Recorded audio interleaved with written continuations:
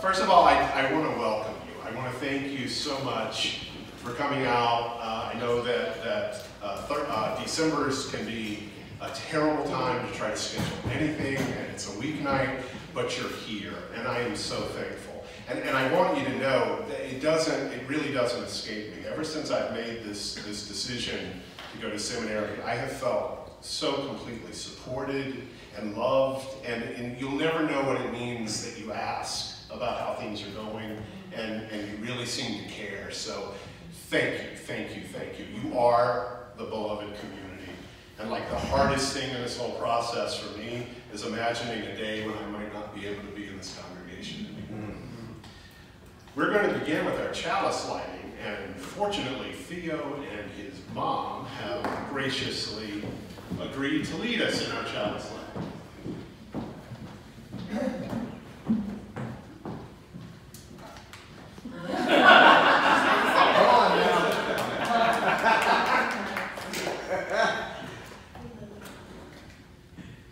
Let us open our eyes to see what is beautiful. Let us open our minds to learn what is true. Let us open our hearts to love one another.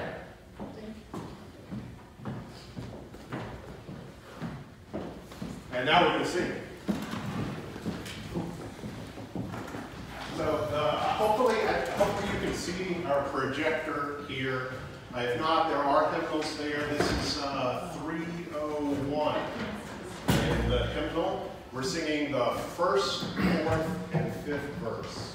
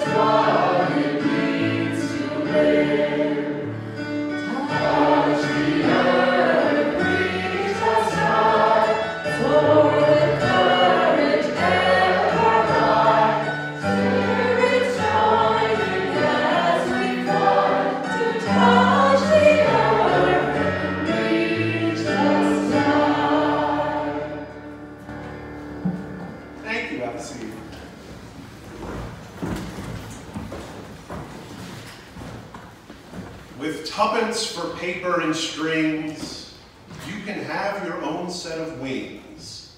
With your feet on the ground, you're a bird in flight. With your fist holding tight to the string of your kite. Let's go fly a kite up to the highest height. Let's go fly a kite and send it soaring up through the atmosphere, up where the air is clear. Oh, let's go fly a kite. So, you know what that song is from, right? Mary Poppins, right? How many of you have seen Mary Poppins at least once? Isn't it interesting how, in some ways, I think Disney movies and Pixar films have kind of become the thing that everyone across cultures gets now. You know, it's interesting how widespread that is for us. And I remember as a child something that came on Sunday evenings, right, on television. It was this show called The Wonderful World of Disney. How many of you remember Wonderful World of Disney? Do you know that that show actually ran in some form from 1954 to 1990?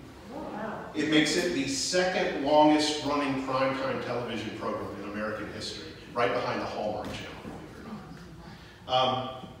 And if you recall the details of the story of Mary Poppins, right, the inciting incident, the thing that brings Mary Poppins to the Banks family to begin with, is that they've run away chasing a kite.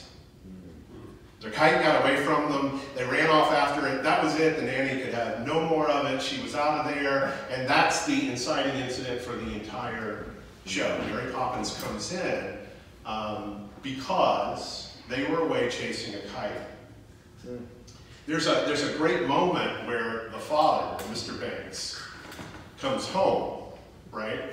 And the kids are finally brought back by the constable.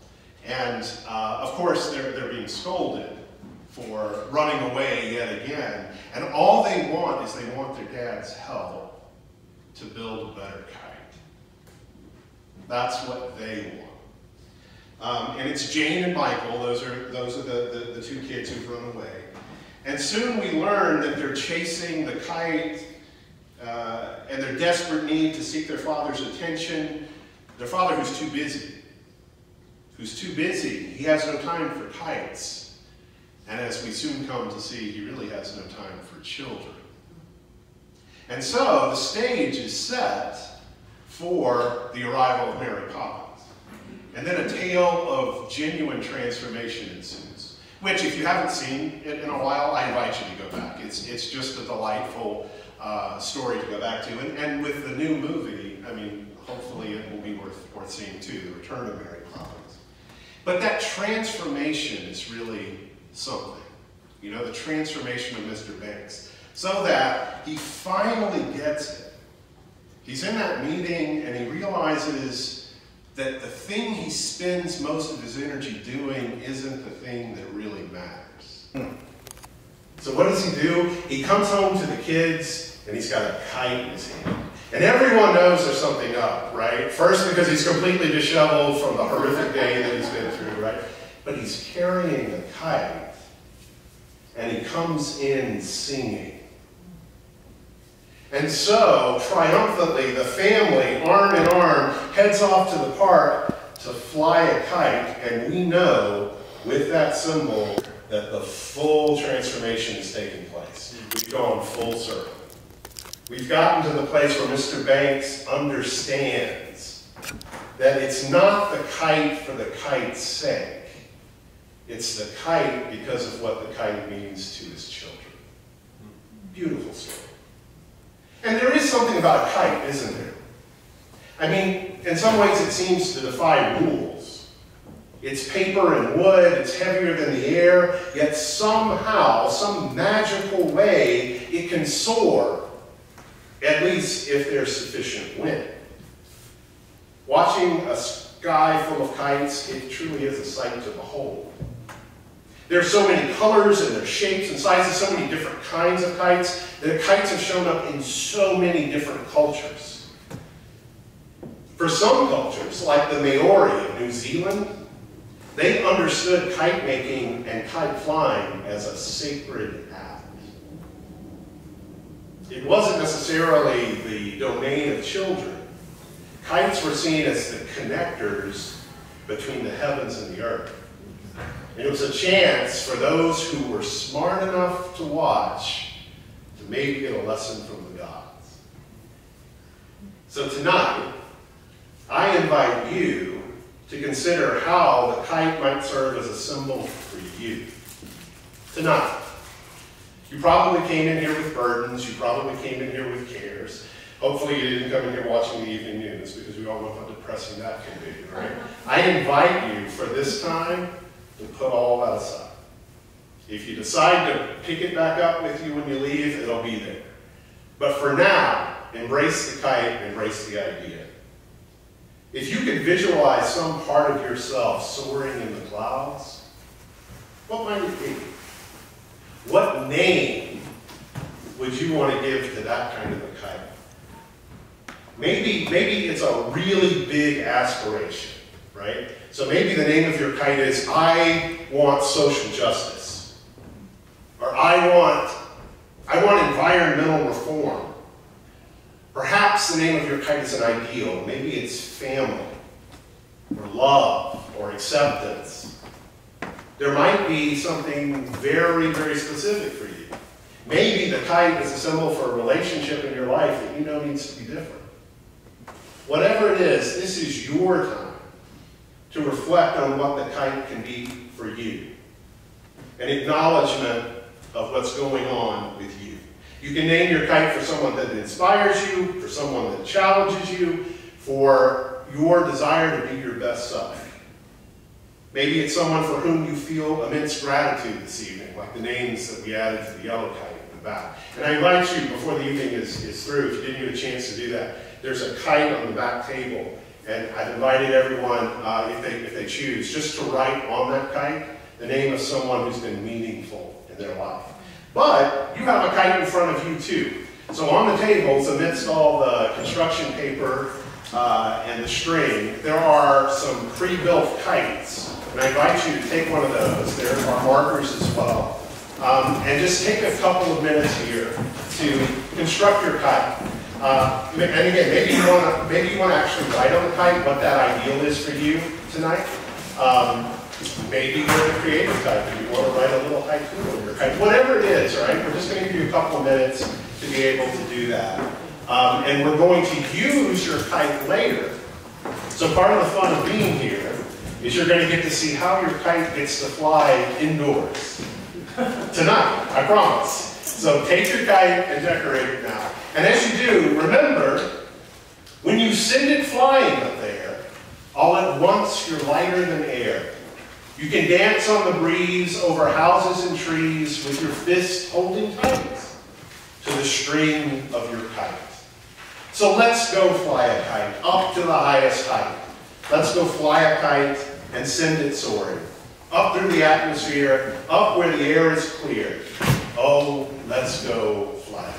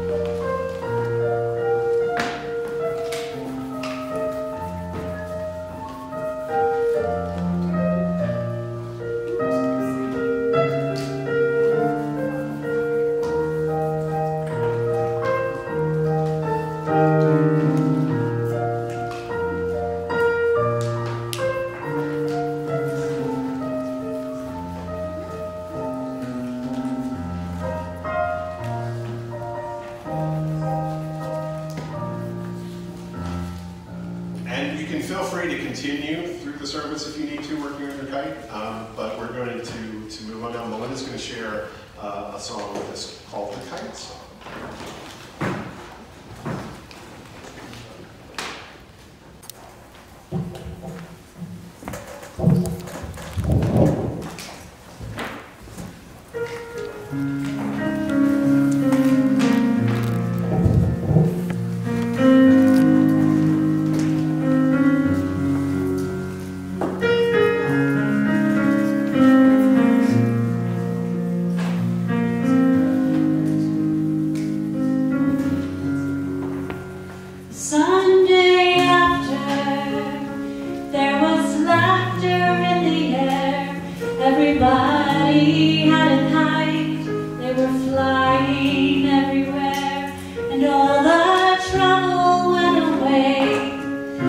It wasn't just a dream, all the trouble went away. And it wasn't just a dream, in the middle of the night, we try and try with all our might to light a little light down here. In the middle of the night, we dream of a million kites flying high above the sadness and the fear.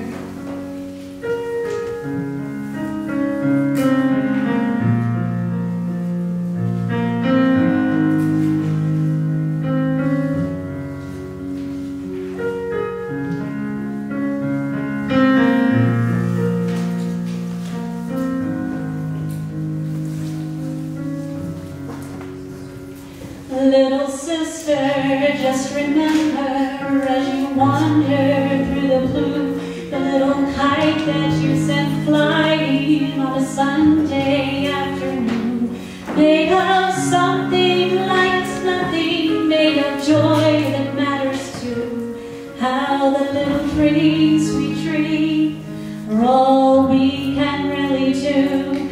In the middle of the night, the world turns with all its might, a little diamond-colored blue. In the middle of the night, we keep sending little kites until a little light gets through.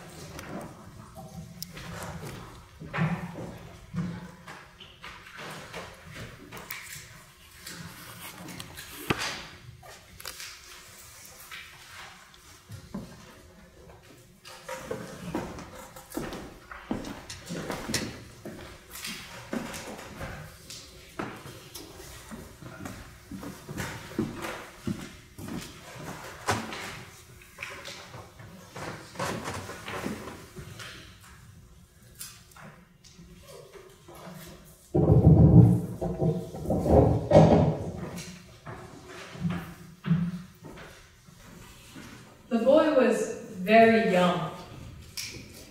It was his first experience with kite flying. His mother helped him, and after several attempts, the kite was in the air. The boy ran and let out more string, and soon the kite was flying high, and the little boy was so excited, right? The kite was beautiful. Eventually, there was no more string left to allow the kite to go higher.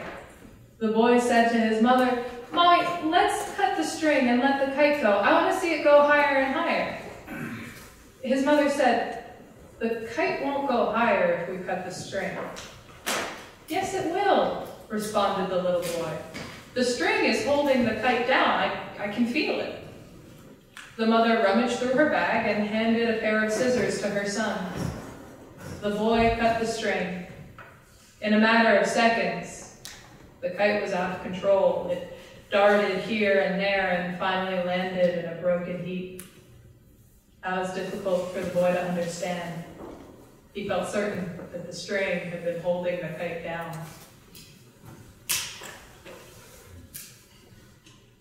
There's more to how a kite stays up in the air than you might think. It all has to do with the big flat part of the kite, which is called the sail. As the kite flies through the air, the sail is tilted, so the back of the kite is a little lower than the front of the kite. That tilt is really important for keeping the kite in the air because it changes the way that the air flows over the sail. As the air flows past, it pushes up on the sail, but because the kite is tilted, the air rushing past the bottom of the kite pushes up on the kite harder than the air flowing past on the top. Got it? With the air pushing up on the bottom of the sail, the kite can stay in the air without falling down. But there's something else that helps kites stay in the air besides that big flat sail. Can you guess what that is? It's the big long tail. The tail weighs down one side of the kite, which keeps the kite tilted so the air rushes past it just the right way to push up on the kite and keep it flying free. We talk of kites as flying free and imagine them soaring over the clouds. But the reality is that if the kite is not connected to the string, or if the kite is not balanced properly with the tail, it likely will not fly for very long, and it certainly will not go very far. For the kite to succeed, it needs to be connected to the ground, and if that connection becomes lost, then the kite is not long for the sky. If you've ever flown a kite on a very windy day, you might have experienced how it feels like the kite is kind of trying to pull you away. It's almost as though the kite feels restricted, confined, constrained. But the truth is, the kite depends on the string. The string makes flight possible by lending support, safety, and direction. So if we think of ourselves, our aspirations, or our fullest dreams as kites, what then are the strings that make flight possible? What are the strings that keep us connected? You might be able to give very specific names to your strings. There may be people whose names spring immediately to mind as the source of your possibility. Many of us are so very fortunate to have those exceptional people who keep us grounded. Your strings might be names for things that sustain you, such as music, meditation, family, community. Or maybe there are strings in your life with names like nature, love, justice, faith. In Unitarian Universalism, we often talk about an interdependent web of existence of which we are all a part. That is actually one of our 7 UU principles. The complete list includes, I don't have this memorized, the inherent worth and dignity of every person, justice, equity, and compassion in human relations, acceptance of one another, and encouragement to spiritual growth in our connections, in our congregations, a free and responsible search for truth and meaning, the right of conscience, and the use of the democratic process within our congregations and in society at large, the goal of the world community with peace, liberty, and justice for all, respect for the interdependent web of existence of which we are all part. Take a moment and think about some of the connecting strings in your life. I invite you to pick a few and write them down on the bows of your table and attach them to your kite as a tail using the string. I also invite you to consider in that same way that other people may have served in the role of connected strings in your life, that you too may be serving in the role of string for others at this very minute, whether you realize it or not. So let us all be thankful for the strings that have made and continue to make our flight possible. And let us be aware of how and when we can be the string for others, and how to make their flight possible as well. Remember these words from Simon Napier Bell, English record producer, music manager, author, and journalist. A kite can't really fly free. That's just an expression. In order to soar high in the sky, the string of a kite needs to be anchored. If the string breaks, the kite drops back to the ground. The kite's freedom depends on it not being as free as she or he thinks it is. So there should be pre-cut pieces of twine that you're invited to attach to your kite, and there's some bows if you like to stick them on there. And once you do that, your kite will be just about finished, which means we're getting closer to the time when you're going to get to fly it inside. Woo! We'll see.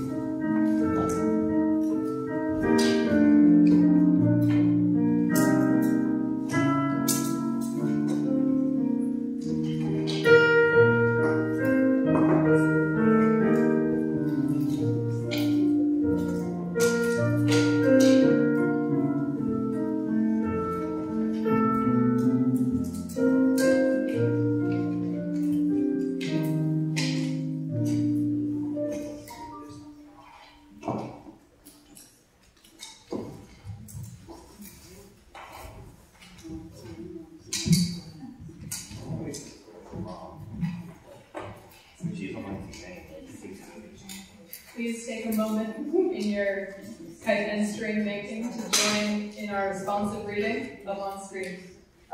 I'll read the block text if you could respond in italics. A kite is a victim you are sure of. You love it because it pulls gentle enough to call you master, strong enough to call you fool. Because it lives like a desperate trained falcon in the high, sweet air. And you can always haul it down to tame it in your drawer. A kite is a fish you have already caught in a pool where no fish come. So you play him carefully and long, and hope he won't give up, or the wind die down. A kite is the last poem you've written, so you give it to the wind. But you don't let it go until someone finds you something else to do.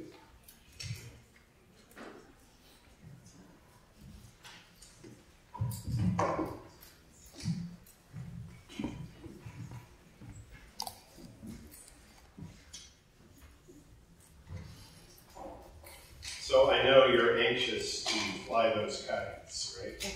I promise the time is coming soon. I wanted to share with you Thomas King, an American-Canadian author, and he writes stories about North America's First Nations, which are his culture of identity. And he says in his book, The Truth About Stories, the truth about stories is that that's all we are.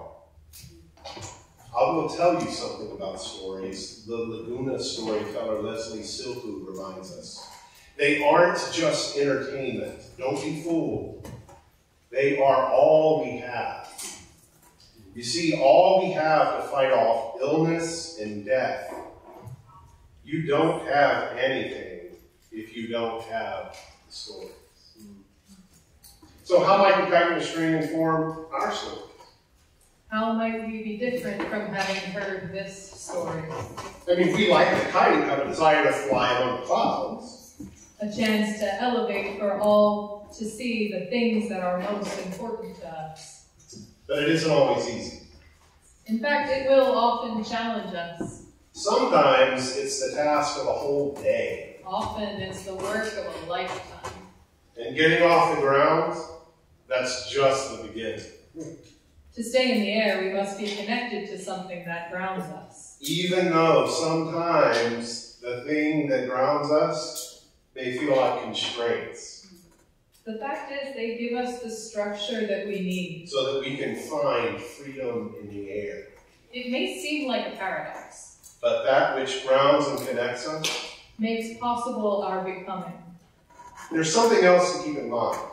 Even if the kite and string are working together, more yet is needed. The kite and the string cannot fly without the wind. The mystery that provides the lift. We too need that power. To flow through us. To flow around us. To lift us. What then will we call upon? What then will make it complete? Oh, beloveds, let us find our wind in love. Love beyond belief. Love that embraces all of us. Love that holds every single one of us in community.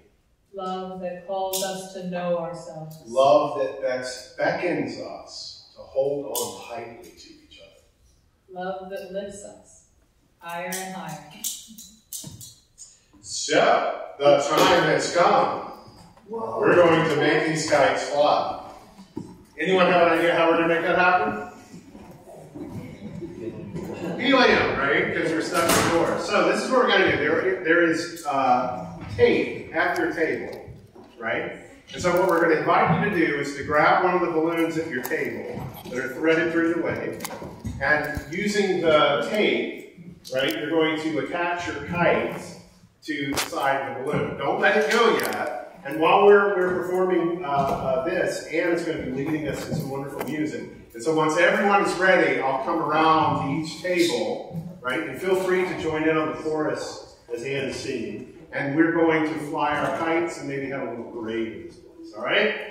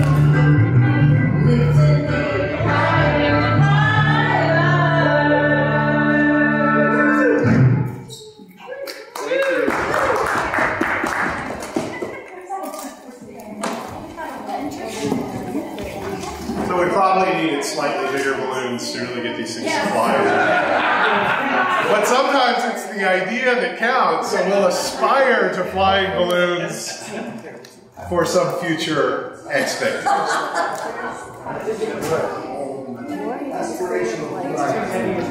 Aspirational flying. We got a couple coming here. So again, I want to thank you so much for coming out. I have these closing words to share with you. If here you have found freedom, take it with you into the world. If you have found comfort, go and share it with others. If you have dreamed dreams, help one another, that they may come true. If you have known love, give some back to a bruised and a hurting world. Go in peace. Amen. Amen.